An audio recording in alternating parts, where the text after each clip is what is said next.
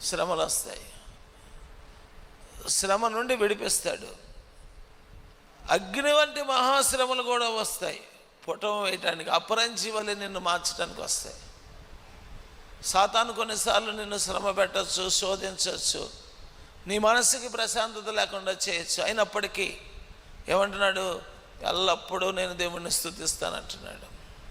దేవుని కృంగిన వేళలో, నా వానమా నువ్వేలా తొందరపడుచున్నావు, కృంగి ఉన్నావు, ఎలా తొందరపడుచున్నావు, దేవుని యందు నిరీక్షించు, నా రక్షణకర్త అయిన దేవుణ్ణి నేను ఇంకను ఏ పరిస్థితుల్లోనైనా దేవుణ్ణి స్తుతించాలి.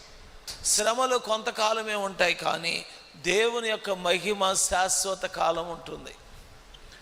శ్రమలు కొంచెం కాలమే, ఇబ్బందే కొన్ని సమయాల్లో, దేవుని కార్యాలు చేయడానికి కూడా కొన్ని సందర్భాల్లో ఇబ్బంది. అయినా సరే దేవుని యొక్క మహిమను మనం కాలుదనుకోకూడదు.